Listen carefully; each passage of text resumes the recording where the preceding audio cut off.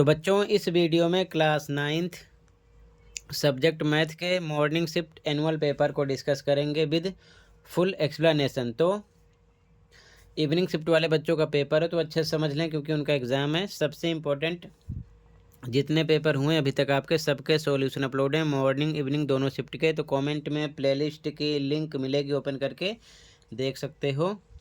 तो देख लेना, सीधा आ जाओ क्वेश्चन पर। ठीक है, ध्यान से देखो।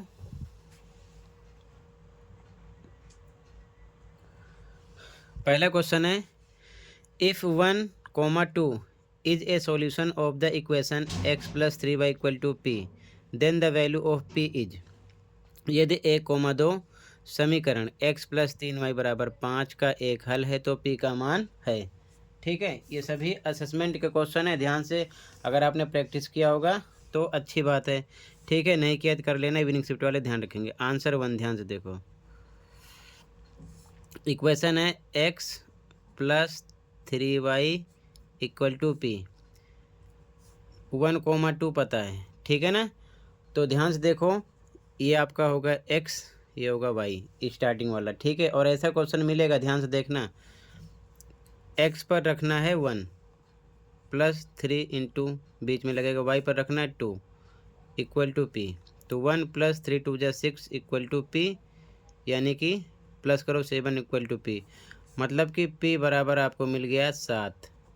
ठीक है, तो फर्स्ट में आपका कौन सा ऑप्शन था, ध्यान से देखो।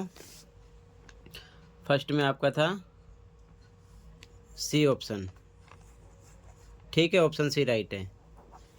आगे देखो, second question, the coefficient of x square in the polynomial 2x square plus 2x minus 4 is. बहुपद ये जो दिया हुआ है इसमें एक्स स्क्वायर का गुणांक है। तो एक्स स्क्वायर, तो ध्यान से देखो, यहाँ पर लिखा है बहुपद है 2x square plus 2x minus 4, इसमें एक्स स्क्वायर का गुणांक बताना है। तो एक्स स्क्वायर यहाँ पर है, इसके साथ कौन सा नंबर है 2, तो ये आपका आंसर हो गया। ठीक है, ध्यान रखना इवनिंग शिफ्ट वाले, अगर मान लो यहाँ पर पूछता 3x³ plus 2x square plus 3x, इसमें मान लो आपसे पूछता x का गुणांक, किसका, x का, तो x वाली टर्म देखो, इसके साथ ये नंबर है 3 आंसर आता। अगर मान लो एक्स स्क्वायर का पूछा गया 2 आता, अगर x³ का पूछता तो 3 आता, उसके साथ का नंबर देख लेना। फिलहाल यहाँ पर आपका आंसर है 2, एक्स स्क्वायर के साथ 2 है। ठीक है, तो यहाँ पर आपका ए ऑप्शन हो जाएगा। क्लियर है, आगे देखो, ध्यान समझना, कहीं पर कोई डाउट होगा बताना। अगला, if two given triangle ABC and XYZ, ये है ABC XYZ are congruent, which of the following statement is not correct. अगर ये दोनों सर्वांग हैं तो कौन सा कथन सही नहीं है। तो ध्यान से देखो, एक एक करके समझते हैं, ध्यान समझना। ठीक है, समझो ध्यान से। अब देखो ध्यान से, यहाँ पर लिखा BC बराबर YZ। ठीक है, फर्स्ट ऑप्शन है। तो देखो BC कहाँ पर है, ये है BC, ये बराबर दिखा रहे हैं किसके, YZ के, YZ ये है, तो बिल्कुल सही बात, ये आपका सही है। ठीक है, अगला AC बराबर XZ, AC कहाँ पर है, देखो AC यहाँ पर इस प्रकार डबल लाइन की गई है। AC बराबर है किसके, XZ के, इसके यहाँ पर भी डबल लाइन, मतलब ये भी सही है, ये लाइन इसके बराबर है, ये भी सही है। अगला, एंगल B बराबर एंगल Y के, इसमें B 90 डिग्री, इसमें Y 90 डिग्री, तो ये भी सही है। फिर आगे AC बराबर XY, AC बराबर XY नहीं है, XZ है, ये गलत हो गया, तो हमें गलत पता करना है। ठीक है, तो यहाँ पर आपका कौन सा ऑप्शन हो जाएगा, डी ऑप्शन। ठीक है, ये हो गया। ध्यान से समझना अच्छे से ताकि दिक्कत ना हो। ठीक है, इवनिंग शिफ्ट वाले अच्छे से समझेंगे। ठीक है, अगला क्वेश्चन, √3 एक संख्या है, √3 इज नंबर, कौन सा है, अपरिमेय संख्या है, परमीय अपरिमेय संख्या अच्छे से पढ़ लेना। ठीक है, एन इरेशनल। ठीक है, अगला क्वेश्चन देखो ध्यान से, if the perimeter of an equilateral triangle is 180 centimetre then its area will be. यदि एक समबाहु त्रिभुज का परिमाप 180 सेंटीमीटर है तो इसका क्षेत्रफल होगा। अब ध्यान से देखो, आंसर 5। ठीक है, अगर समबाहु है तो सारी भुजा क्या होगी, इक्वल होगी। अगर ये x मानोगे तो तीनों x ही रहेगी। तो यहाँ पर पेरीमीटर परिमाप दिया है, कितना दिया है तो लिखोगे परिमाप यानी कि पेरीमीटर बराबर 180 दिया है। और ये बराबर होता है तीनों भुजाओं का योग, सम ऑफ ऑल साइड, तीनों को जोड़ो, x plus x plus x बराबर 180 के, ये हो जाएगा 3x बराबर 180 के। तो x बराबर 180 बटे में आएगा 3, डिवाइड करो 3 से 18 60 आ गया, यानी कि इसकी सभी साइड कितनी निकलेंगी 60। ठीक है, निकालना है क्षेत्रफल तो फॉर्मूला लगा दो डायरेक्ट, एरिया यानी कि क्षेत्रफल बराबर फॉर्मूला होता है √3/4 ए स्क्वायर। ए क्या यहाँ पर भुजा, तो √3/4 गुणे ए पर 60 डबल टाइम रखना है। ठीक है, भुजा है, 4 से कट करो कितना आएगा 15, 15 और 60 का गुणा करो कितना आ जाएगा 900, साथ में √3 लगा दो।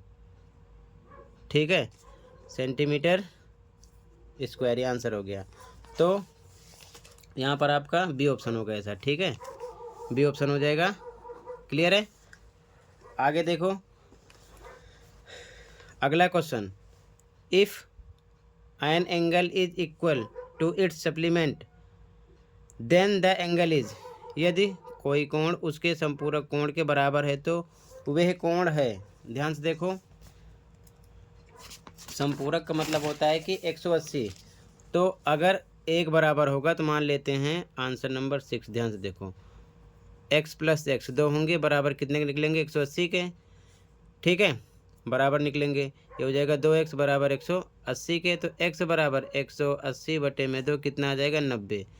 तो एक एंगल जो इक्वल निकलेगा 90 निकलेगा, तभी तो 90 प्लस 90 दोनों बराबर निकलेंगे तो कितना निकलेगा 180। ठीक है, तो यहाँ पर आपका बी ऑप्शन हो गया। ठीक है, कहीं पर कोई डाउट होगा तुरंत बताना। ध्यान से देखो आगे अगला question, the point 9 - 7 lie in which of the following quadrant, बिंदु 9 - 7 निम्नलिखित में से किस चतुर्थांश में स्थित है। तो ध्यान से देखो ये कौन से चतुर्थांश में स्थित है, तो आपको पता होना चाहिए बच्चों कि चतुर्थांश होते हैं टोटल 4। ठीक है, तो यहाँ पर देखो आंसर नंबर 7, चतुर्थांश होते हैं 4। पहला ये होता है इसमें दोनों प्लस प्लस के होते हैं। ठीक है, दूसरा ये होता है इसमें माइनस प्लस होता है। तीसरा ये होता है इसमें माइनस माइनस दोनों होते हैं।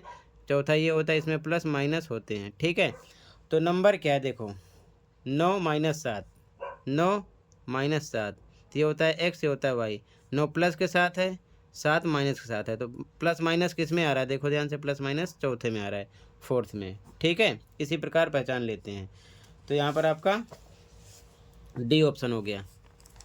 ठीक है, आपसे इसी प्रकार कोई और क्वेश्चन कर सकते हैं, असेसमेंट तैयार कर लेना। ठीक है, अगला,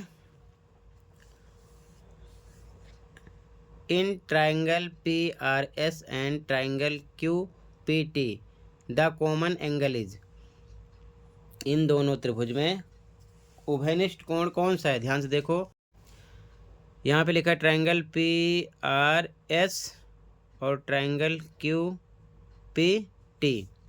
अब देखो कॉमन क्या है, इसमें R है इसमें नहीं है, S है इसमें नहीं है, T है इसमें नहीं है, P दोनों में है, तो कॉमन ही हो गया, ऐसे ही पहचान लो। ठीक है, तो यहाँ पर आपका बी हो गया ऑप्शन। अगला, यूक्लिड के अपगृहित की संख्या कितनी होती है, तो 7 है, ध्यान रखना, बी ऑप्शन 7। अगला, बहुपद PX x³ + 1 के लिए p बराबर -1 का मान क्या होगा।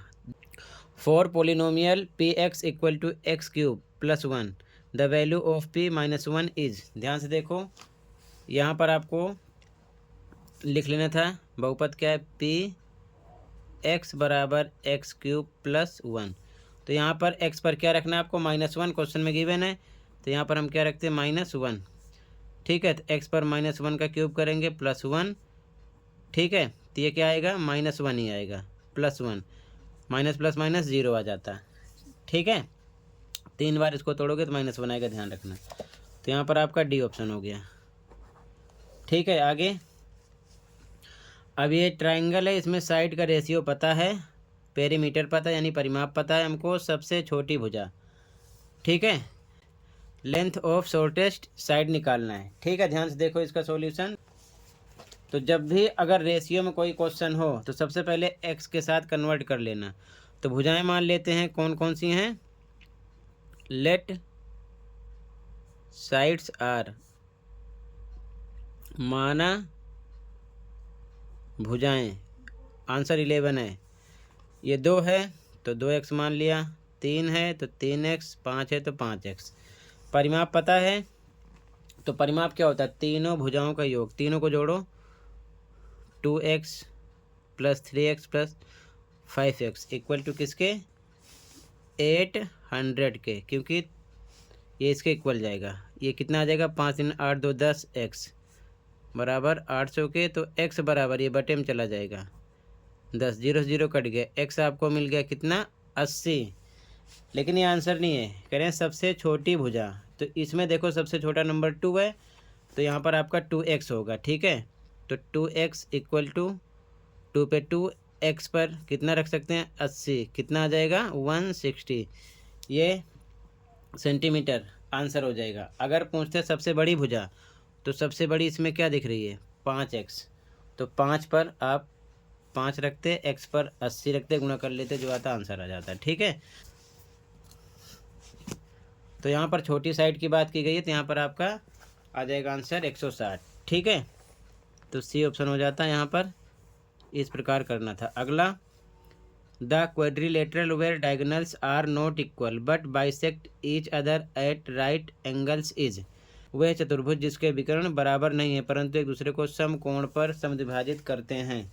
ठीक है, इस प्रकार से डायगोनल इक्वल तो ये नहीं है, लेकिन समकोण पर क्या कर रहे हैं, बाइसेक्ट कर रहे हैं। ठीक है, तो ऐसा चतुर्भुज कैसा होता है, सम चतुर्भुज कहलाता है। ठीक है, रोम्बस हो जाएगा। अगला देखो ध्यान से, कहीं पर कोई डाउट होगा बताना। ठीक है, 2 similar conical birthday caps of equal volume has ratio of their radii as 1:2. The ratio of their height is। दो समान शंक्वाकार जन्मदिन टोपियाँ समान आयतन की हैं और उनकी त्रिज्याओं का अनुपात 1:2 है, तो उनकी ऊंचाइयों का अनुपात क्या होगा। ध्यान से देखो, 13 आंसर। ठीक है, तो मान लेते हैं, माना त्रिज्याएं रेशियो में हैं, यानी कि लेट रेडियाई R1 मान लेते हैं, ये क्या है आपका 1 है, तो 1 का मतलब 1x। R2 मान लेते हैं 2 है तो 2x। ठीक है, 1 लिखा नहीं जाता, ध्यान रखना, हाइट है। तो अनुपात निकालना है, ठीक है ना, ऊंचाइयों का अनुपात। तो रेशियो निकालेंगे, यानी कि अनुपात। तो ध्यान से देखो, दो समान शंक्वाकार टोपियां हैं, तो यहाँ लिखेंगे पहले शंक्वाकार टोपी का आयतन बराबर निकलेगा दूसरे के, यानी कि volume of first cone equal निकलेगा सेकंड के। ठीक है, तो ध्यान से देखो, फॉर्मूला लगा दो।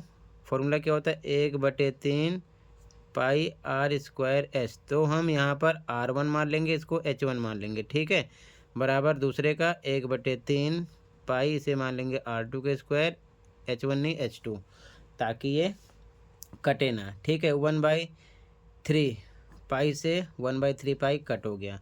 r1 बचा, तो r1 पर रखेंगे x का स्क्वायर हो जाएगा। ठीक है, और h1 सेम ऐसे लिख दिया।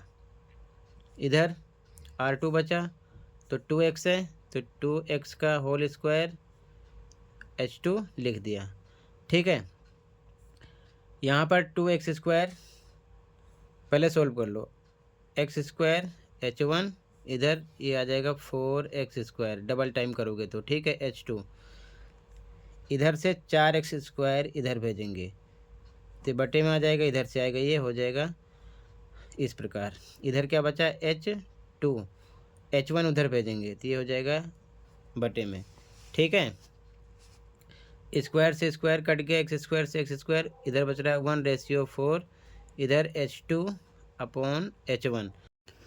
तो हमें निकालना है H1/H2, यानी पहले शंकु की ऊंचाई अनुपात दूसरे शंकु की ऊंचाई। तो H1 कितना है आपका, ध्यान से देखो 4, तो H1/H2 करेंगे तो H1 पर हम रखेंगे 4, ठीक है। और H2 कितना आपका, H2 है आपका 1, तो 4:1 ये हो जाएगा आपका आंसर, ठीक है। जो कि आपका यहाँ पर ऑप्शन नंबर बी हो जाएगा। क्लियर है? कहीं पर कोई डाउट होगा तो तुरंत बताना। अगले क्वेश्चन पे आ जाओ, ध्यान से देखो, अच्छे से प्रैक्टिस करना, ठीक है। अगला क्वेश्चन देखो ध्यान से।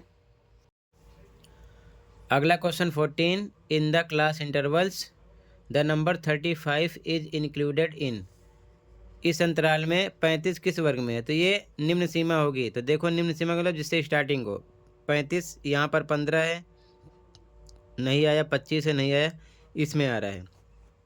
ये होता है निम्न, ये होता है उच्च, ठीक है, लोअर अपर। तो यहाँ पर है, तो यहाँ पर आपका ए ऑप्शन हो जाएगा, ठीक है। इनमें देखना था, ठीक है, क्योंकि ये 25 से स्टार्ट है तो ये लोअर लिमिट है, ये निम्न सीमा, ये नहीं हुआ। ये 15 से स्टार्ट है, ये नहीं हुआ। और यहाँ पर करें ए बी दोनों, तो इसमें तो है ही नहीं, बी हो ही नहीं सकता, तो केवल ए ऑप्शन आपका हो जाएगा, ठीक है। ये आपको देखना है कि 35 किस वर्ग सीमा में है, तो ये स्टार्टिंग में स्टार्ट होगा, ऐसा लिखा होगा यहाँ पर, ये मिल गया आपका ए ऑप्शन, ठीक है। अगला, इसे सोल्व करने किसके इक्वल है, ध्यान से देखो।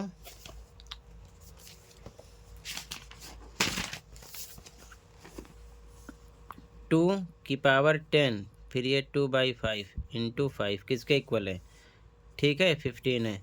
तो 10 इंटू लगेगा, ये हो जाएगा 2/5, कट होगा 2 आएगा, इंटू 5 सेम लिखा। 2⁻2, 2 × 4 है, इंटू 5, इसको 4 टाइम मल्टीप्लाई करना है, 2 2 2 2 इंटू 5, इन सब का आपस में करो मल्टीप्लाई, कितना आ जाएगा 80, ठीक है। 5 को 2 किया 10, दूना 20, दूना 40, दूना 80 आ जाएगा, ठीक है, ध्यान रखना। तो यहाँ पर आपका ए ऑप्शन हो गया। अगला, अर्धवृत्त के व्यास द्वारा परिधि पर बनाया गया कोण, the angle subtended by the diameter of a semi circle at the circumference is. ये तो आपसे थ्योरम पूछ लिए हैं, ठीक है। तो कितना हो जाएगा 90 डिग्री, ठीक है। और 90 हो कैसे रहा, ये भी ध्यान से समझो। ये जो व्यास है, इस पर ये जो एंगल बनेगा 180 का बनेगा, ये तो परिधि पर बना हुआ, ये कितने का होगा, इसका हाफ होता है। अगर ये 180 है टोटल, तो ये होगा 90 का, ये चीज़ ध्यान में रखना, ठीक है। अगला, शून्य की संख्या, द नंबर ऑफ ज़ीरो, ठीक है। तो ध्यान से देखो, यहाँ पर मेंशन है 7x + 14, तो इसकी जो डिग्री है ना, x की 1 है, x की घात 1 है। तो जब डिग्री 1 हो, यानी कि घात 1 हो, तो वो होता है रैखिक, यानी कि लीनियर, ये चीज़ ध्यान में रखना, ठीक है। तो फिलहाल यहाँ पर ये नहीं पूछे हैं, आपका यहाँ पर डी ऑप्शन हो जाएगा, ठीक है। यहाँ पर शून्यक 1 होगा, ये चीज़ ध्यान में रखना, क्लियर है। अगला क्वेश्चन, त्रिज्या 3.5 है, अर्धगोलाकार गुंबद है, इतने रुपए की दर से पेंट कराने की लागत यानी कॉस्ट फाइंड आउट करना है, ठीक है। तो हमें निकालना पड़ेगा CH से, ठीक है, अर्धगोले का वक्र पृष्ठीय क्षेत्रफल। तो क्या होता है, आंसर नंबर 18। तो सीधा निकाल देते हैं CH से, यानी कि अर्धगोले का वक्र पृष्ठीय क्षेत्रफल, फॉर्मूला होता है 2πr², 2 पे 2, पाई का मान 22/7 रखोगे, r 3.5 डबल टाइम रखोगे, ये पता है, ठीक है। क्वेश्चन में 7 से कट किया 0.5 बचा 2 22 3.5 0.5 इनका करो आपस में मल्टीप्लाई 77, ठीक है, मीटर स्क्वायर। अब निकालना कॉस्ट यानी कि लागत, तो इसी को हम कितने रुपए की दर से 600 से क्या कर देंगे मल्टीप्लाई, तो आ जाएगा 46,200 रुपये, ठीक है। तो ए ऑप्शन हो जाएगा यहाँ पर। अगला असर्शन रीजन वाला क्वेश्चन है, ठीक है। 19 वृत्त की परिधि पर किन्हीं दो बिंदुओं को मिलाने वाला रेखाखंड जीवा कहलाता है। तो ये बात सही है कि गलत है, बताओ ध्यान से। तो ये बिल्कुल सही बात है। अगला त्रिज्या सबसे बड़ी जीवा है, तो गलत है। सबसे बड़ी जीवा त्रिज्या थोड़ी होती है, व्यास होती है, ठीक है ना।